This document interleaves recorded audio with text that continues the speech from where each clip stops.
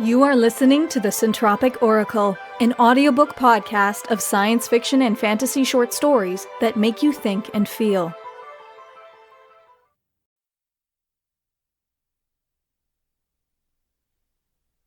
Daddy's Little Girls by Robert J. Santa.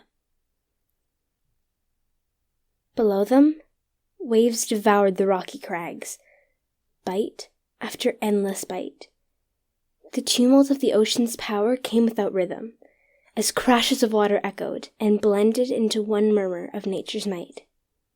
Far along the edge of land, the cliffs became a gentle slope down to the beach. Open sand prostrated itself before the cliffs and allowed the waves to caress its length, humbled by the awesomeness of the ugly stand of bare rocks. It had been a long walk.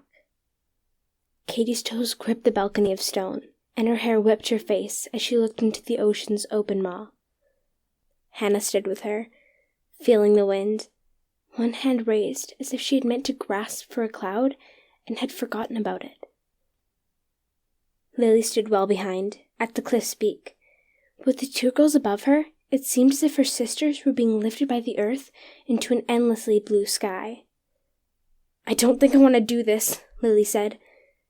Hannah and Katie turned, almost as if they had forgotten she was there. "You have to," said Katie. Lily took a step back. "Do you want Daddy to do it to you?" Hannah said. Lily shook her head. "He did it to me when I was your age," Hannah pointed at Katie, "and he did the same thing to her later when she was 9. You're almost 9, Lily. He's going to do it to you, too." "I don't want him to," said Lily through pouted lips, her words almost lost in the wind. "If you do this now, he won't be able to." Hannah said it with the conviction of an older sister, even if it was only 4 years. "You know how sad it makes Katie to think about it." Lily looked at Katie and saw a wet sheen on a faraway stair. "Do it," Katie whispered. Without quite noticing it, Lily edged toward the precipice. Her throat tightened and her mouth dried, gripped by invisible hands. Before she knew it, she stood shoulder to shoulder with her sisters. Hannah held her hand. Katie did the same. A soft squeeze, then just the touch. When Lily looked down, the madness below paralyzed all thought. Deaf to the waves, the pulse in her ears robbed her legs of strength with each beat. She leaned back, her body begging her to run from that deadly height. Hannah and Katie tightened their grips. "Do it," said Katie, more forcefully. "I love you," Hannah said, sweetly soft. They let go of her and moved a bit away. The ravenous sea called to her. Lily knew she would never do what her sisters urged. Then she envisioned her father's rough hands grabbing her shoulders and holding her with a workman's strength. Lily jumped. She heard Hannah's gasp in disbelief. Where the wind had gusted before, it now rushed past her ears, filling them with a howl. Her dress flapped against her thighs. Pitiful wings. It only took a moment until the salt spray filled her nostrils. "Lily!" Hannah shouted from not too far above her.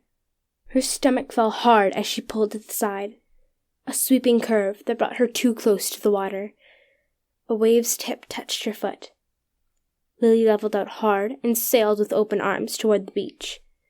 She tumbled into the sand, head over heels. Katie and Hannah landed beside her, toes barely making an indent in the sand. They laughed and squealed. Lily lay on her back, covered in fine grit, forcing air into her lungs. "You did it!" They said it together, over and over. Her sisters fell beside her and hugged her. He landed hard, coming in too fast, his feet and then his knees gouging twin troughs on the beach. A plume of sand splashed them all. "Are you okay?" he yelled it, angry and scared. "Are you hurt?" Katie and Hannah leaped back as their father scrambled in a crawl to Lily. He touched her gently on the arms and legs, searching for broken bones. "I'm okay, Daddy," said Lily. He lifted her then, hugging her to him a bit too hard. She could feel him shaking, and it didn't stop even after she wrapped his neck in a hug. Could have been killed, he said, stuttering the words. She leaned back and saw tears on his cheeks and in his eyes. Why did you do that? They said you were going to throw me off. She squeezed harder, and she cried. He pushed her away from him. Cradled in his arms, Lily could see all the emotions fighting for control in his face. Oh, Lily. Oh, girls. He looked them over. Han and Katie were scared, nervous to be in trouble. Only a fall can help you develop your skills. I pushed your sisters because I knew they were ready, but I was there to catch them if they couldn't figure it out. We were going to catch your daddy, Hannah offered, but she and her sisters stepped back when he glared at them. It was dangerous and stupid, he said, voice hard and loud. He looked back at Lily, face and voice softened. I should have been there for you. He pulled her close and hugged her again, a little gentler this time. Lily felt her father was no longer trembling. Her tears dried as they rocked together in the sand. How was it? He asked after a short while. Awesome, she said without pause. Want to go again? Do we have to climb back up there? Lily asked, craning her neck to look back at the cliffs that had taken her all morning to climb. No, silly, he stood, holding her hand. When he lifted, he pulled her with him. She hung there for only an instant, before she'd let go and flew with her family under her own power.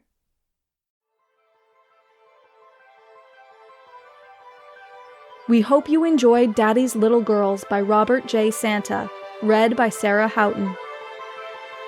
If you'd like to make a donation to the author and narrator of this story, check out the story page link in the description and click the PayPal donate button, or pledge your support to us directly on Patreon. Would you like to submit a story to the Centropic Oracle? A link to our submission guidelines can be found in the description.